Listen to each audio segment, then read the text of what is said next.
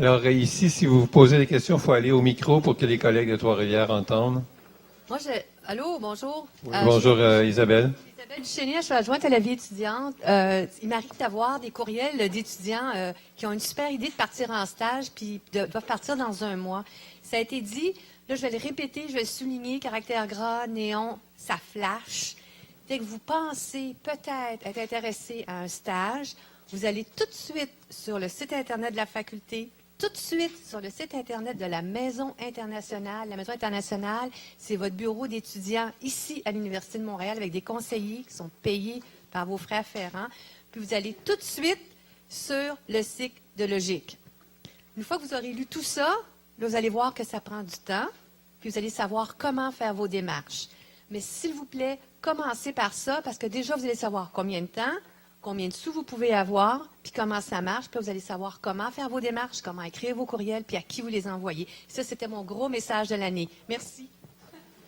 Je voudrais juste ajouter quelque chose par rapport à ça qui n'est pas anodin. Je reviens encore là-dessus, mais prenez-vous à l'avance parce que les délais pour obtenir les bourses, ils sont tôt. Donc, ça serait vraiment dommage que vous preniez à la dernière minute puis que vous n'ayez pas accès aux bourses parce que vous êtes pris trop tard. Donc, vraiment important. En fait, une affaire à dire avec les bourses, là, c'est qu'ils partent avec une enveloppe au début de l'année, puis il y a vide pendant l'année. Fait que si vous attendez au mois de septembre, ben ça se peut qu'il y ait moins d'argent dans l'enveloppe. Fait que c'est un petit détail à se rappeler. Oui, alors une question ici dans le centre. Vas-y. Moi, je veux juste savoir, est-ce qu'il faut qu'on fasse un espèce de document avec les objectifs à atteindre, puis tout ça? Parce que je sais qu'il y a comme des stages qui sont déjà organisés, mais si on part à l'étranger, dans un hôpital, mettons, qui n'est pas en lien déjà avec l'université, est-ce qu'il faut qu'on fasse notre propre genre document d'objectifs? Peut-être M. Barrette va être mieux pour répondre, mais il y a un gabarit déjà. Effectivement, quand vous voulez faire un stage à option à l'étranger, on demande que vous définissiez des objectifs avant de partir. Donc, avec le milieu d'accueil, vous entendez sur les objectifs du stage, peut baser sur les objectifs de stage de nos stages à option à nous, de leur soumettre. Et s'ils sont d'accord avec ça, à ce moment-là, on pourra accepter votre stage et celui-ci comptera. Et l'évaluation pourrait être envoyée effectivement au CARMS.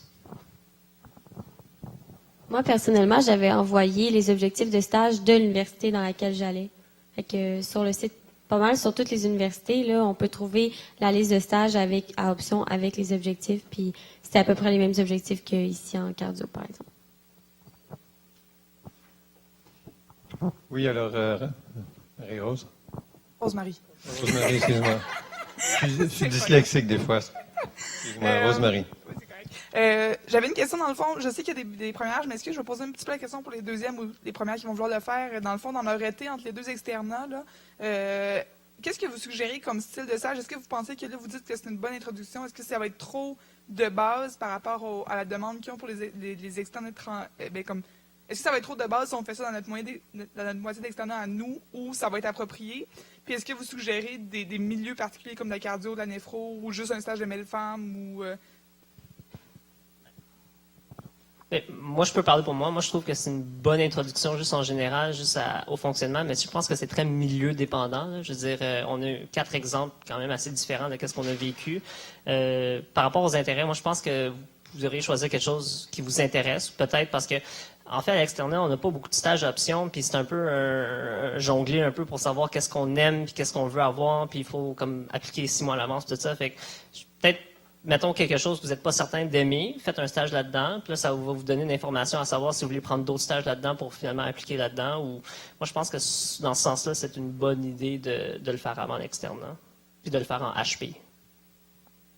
C'est plus pour... Est-ce que c'est une bonne idée de le faire pendant l'externat, ma question, là, mais c'est correct? Mais moi, je pense que c'est une bonne idée de le faire pendant l'externat aussi. C'est juste que, par exemple, moi, vu que j'avais pas déjà commencé l'externat, je partais vraiment de zéro, puis j'ai appris là-bas. Mais si j'avais fait le stage le mois passé, ben j'aurais pu juste être plus outgoing puis demander à faire plus de choses, puis c'est sûr que ça aurait été correct. Je veux dire, ils te donnent ce que tu prends. C'est comme vraiment ça s'adapte en fonction de ça, là. Oui, ben c'est ça, c'est très intéressant de le faire pendant l'externat parce que tu as toute une autonomie que tu n'aurais pas sinon. Tu sais, ne serait-ce que les notes dans les dossiers après quelques mois d'externat, tu sais quoi faire, ça te permet de faire plus. Je vois pas grand inconvénient à partir pendant l'externat, sinon, ça dépend où est-ce que vous allez, mais il y a tout le temps le décalage horaire, là. Donc, vous revenez la fin de semaine, puis vous avez un autre stage qui commence le lundi matin, fait que c'est sûr que il y a ce petit inconvénient-là, mais c'est assez minime, là. Moi, je repartirai pendant l'externat, définitivement. Une autre chose aussi, c'est que si vous voulez appliquer dans un programme qui est contingenté, puis je veux dire, si vous prenez une période de stage option pour ça, considérez que, je veux dire, c'est sûr que c'est de l'expérience, c'est sûr que vous allez avoir genre des bonnes évaluations, mais si vous voulez faire du chemin sur connaître des patrons pour des entrevues, des affaires de même, mais si vous avez pris un mois pour aller je sais pas où, mais c'est un mois de moins ici, genre à faire ça. Par contre, c'est extrêmement bien vu d'être allé à l'extérieur. En contrepartie, là, dans un CV, moi, on m'en a déjà parlé à plusieurs reprises, là, ça démontre une curiosité, ça démontre de l'intérêt pour d'autres façons de faire. Donc, la contrepartie, c'est très bien vu aussi. Il y a des universités qui demandent, comme moi, par exemple, quand j'ai appliqué au début, que je fasse 8 semaines de stage pour que je puisse avoir accès à ce stage-là. Puis finalement, c'était pas vraiment ça, là. Mais il faut comme voir un peu s'il y a des politiques particulières justement pour les étudiants du Canada, là. Puis il y en avait finalement, fait que de bien regarder ça. Oui, alors, prochaine question. 2 petites questions rapides. La première, c'est pour Valérie. Est-ce que tu as dû payer des frais de scolarité à ton université? Comment ça marche? On paie les frais de scolarité à l'Université de Montréal. À l'Université de Montréal. Comme moi, je me suis fait créditer, je pense, 5 crédits ou 4, ou je sais plus. OK. 4 C'est ou bon. 5, 4. Oui. 4 pour 4 semaines, mais j'ai fait 6 semaines. Fait que c'est comme 2 semaines de gratuite, là. Et deuxième question, pour les étudiants qui prennent une année sabbatique, est-ce que c'est possible de faire un stage pendant l'année sabbatique, puis de se faire au moins avoir l'assurance par l'Université de Montréal? Ah, pas si c'est en sabbatique. OK. Il faut la faire après après le stage de réintégration. OK. Puis, c'est parce que moi, j'avais déjà planifié un stage IFMSA. Comment ça marche? Il faut prendre une assurance à part? Pour les actes médicaux, il faut que tu sois affilié avec une université, je pense. OK. OK, c'est bon. OK, parfait. Merci.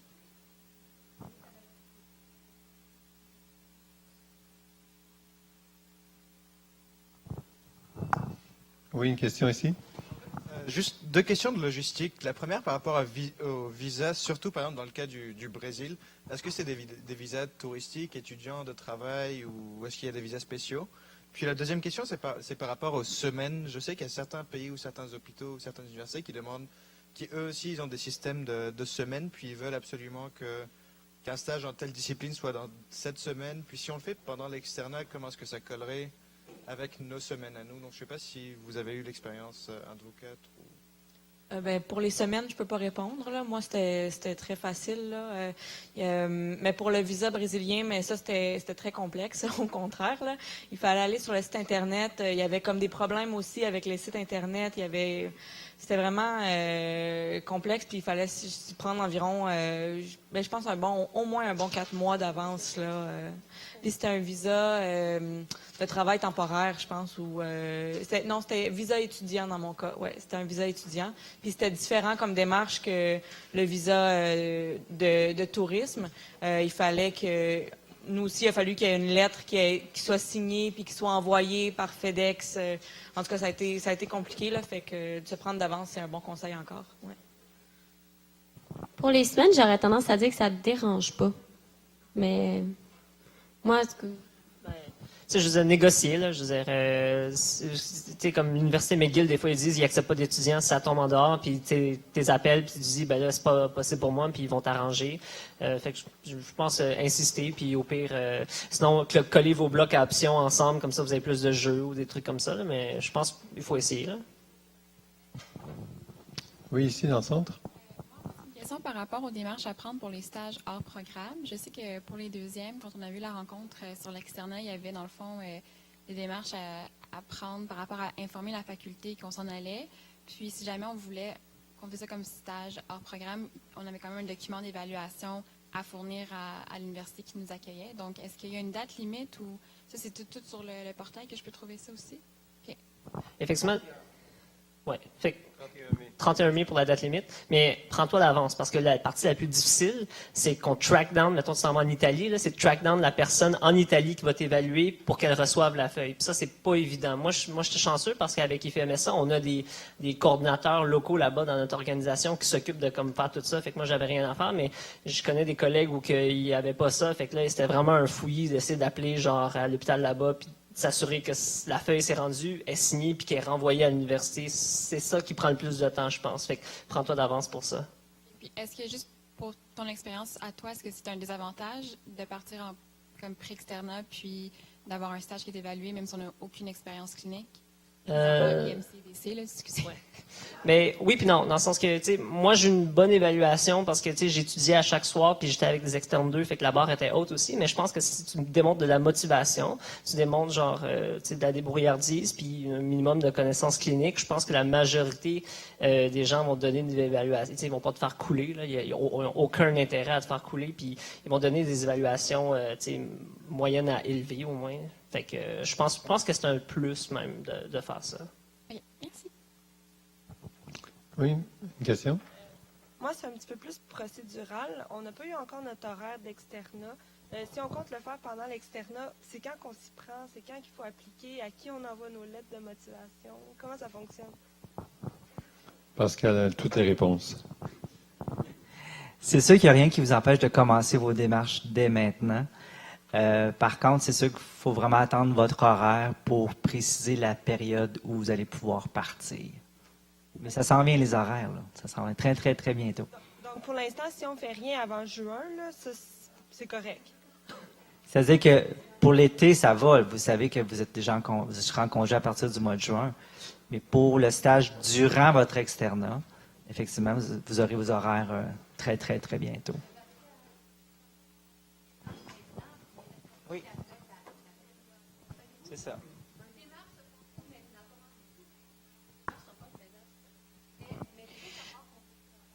Mais je suis plus ou moins d'accord avec toi. Il n'y a rien qui vous empêche déjà de demander à vos professeurs des noms, de contacter les professeurs puis de dire « Je suis une étudiante du Québec, j'aimerais aller faire un stage chez vous. De un, est-ce que ça vous intéresse? » Parce qu'il y a peut-être des professeurs qui vont vous dire « Ben non, c'est déjà complet pour cette année. » Ou puis si oui, ben voici le nom de ma secrétaire, voici les documents que tu auras remplis. Il y a déjà des choses que vous pouvez faire puis qui vont diminuer votre stress de la course de la dernière minute. Fait que, moi, je vous le dis encore, attendez pas, allez-y tout de suite, puis vous pouvez dire au professeur, je ne sais pas encore c'est quoi les périodes auxquelles je vais pouvoir y aller, mais est-ce qu'il y a un intérêt mutuel? Est-ce qu'on peut déjà considérer la chose? Ça fera déjà ça de fait.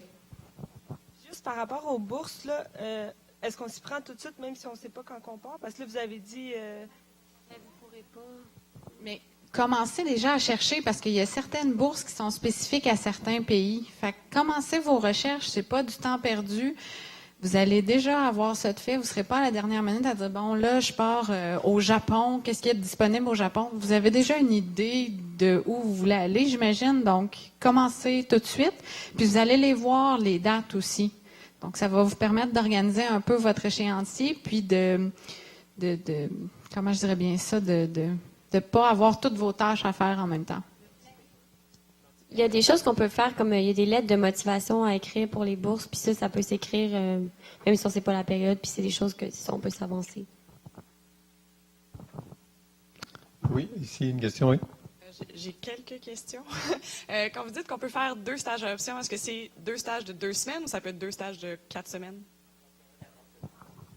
OK, 2 stages différents. Okay. Aussi, si on veut faire un stage en recherche, est-ce que il faut qu'on contacte un chercheur en particulier ou est-ce qu'on peut juste appliquer à l'université Outre-mer, mettons, qui fait de la recherche dans tel domaine, puis eux, ils vont nous jumeler? Comment est-ce que c'est idéal de fonctionner? Je sais que tu as fait ta recherche. Peut-être que c'est possible de passer par l'université, mais je suggérerais fortement de passer par un chercheur, de trouver quelqu'un qui travaille dans vraiment un domaine qui t'intéresse, puis qui produit des choses qui t'intéressent, puis de te coller à lui, parce que ça va être très personne dépendant, la personne avec qui tu passes ton stage, puis je pense que ça change la couleur. Fait que je recommanderais de faire des recherches. À ce moment-là, on enverrait la feuille pour ce qui est de l'évaluation à cette personne-là directement. Donc, ça serait C'est ça. Moi, j'avais été pris en charge par... Parfait.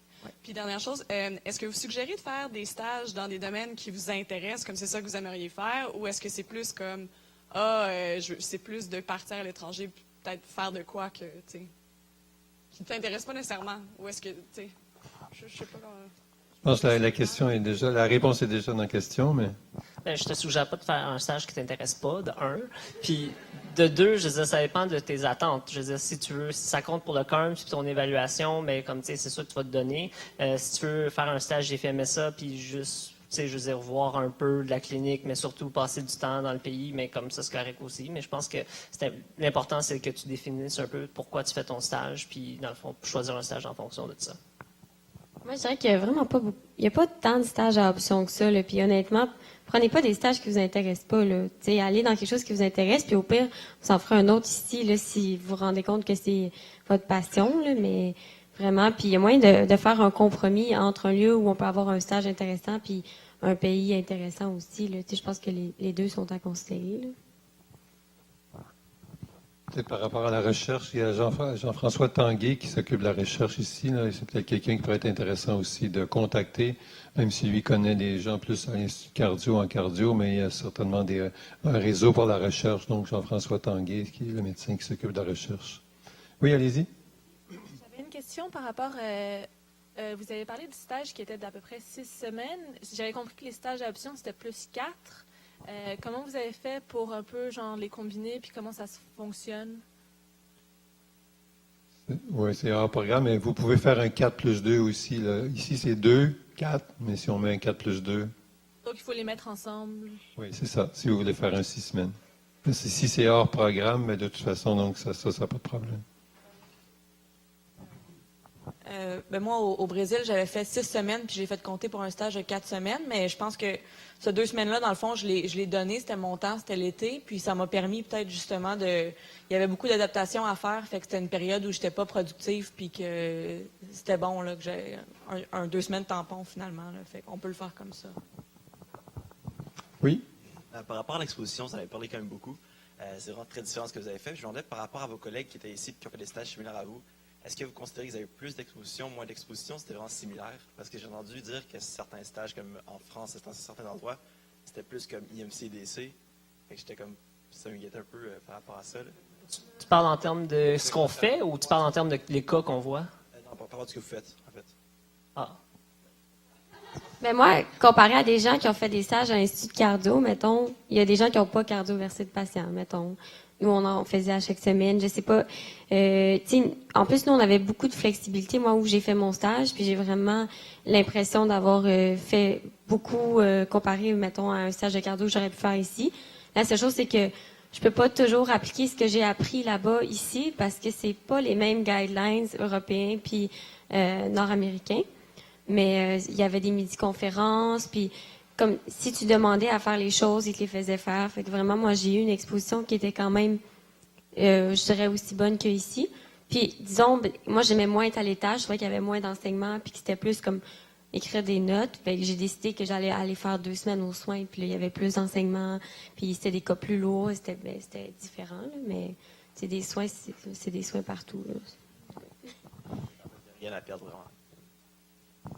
Peut-être juste pour compléter, je dirais de façon générale, à l'externat, vous allez apprendre beaucoup si vous avez beaucoup d'initiatives, les collègues en ont parlé, que ce soit à l'externat ici, si vous vous montrez intéressé, on va vous en donner plus. Et je pense que dans les milieux, ça va être la même chose, dans l'ordre de ce qu'ils sont capables de vous offrir aussi, évidemment. Donc, avoir d'initiatives va vous aider. Oui? Dans le fond, on entend? OK. Je me demandais, est-ce que c'est possible de, on va dire, commencer un stage pendant la première année d'externat, juste avant l'été, puis on va dire de le continuer un peu pendant l'été, pendant les 4 semaines d'été, ou on n'est pas supposé en faire pendant ces 4 semaines d'été-là? Ouais, dans les 4 semaines, entre externat 1 puis externat 2. OK. Mais on peut faire comme vous avez dit, puis dire on fait 2 semaines. Dans le fond, on donne 2 semaines de notre temps. Mettons, là. Tu peux faire ce que tu veux pendant tes vacances, mais si tu veux, mais tu ne seras pas crédité pour ça. Ouais.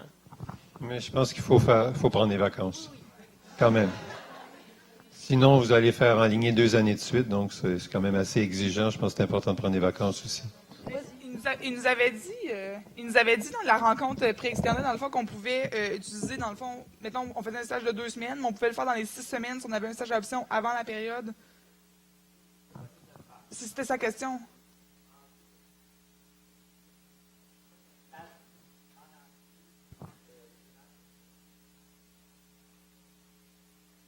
C'est ça. Donc, on garde nos 4 semaines de vacances, mais on peut les mettre durant les 4 dernières semaines, puis prendre nos 4 semaines d'adoption, puis les mettre durant les vacances. OK, c'est bon, merci. Voilà, alors j'aimerais beaucoup vous remercier. J'aimerais remercier Étienne Pinault qui nous a merci d'organiser ça.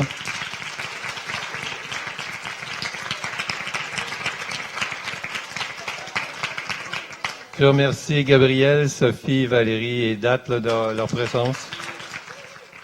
Merci Pascal. Et j'espère qu'on vous a donné le goût et donc pourrez en parler avec vos collègues. S'il y a des questions, donc Pascal reste toujours disponible et peut-être que les étudiants aussi sont disponibles. Merci à tout le monde.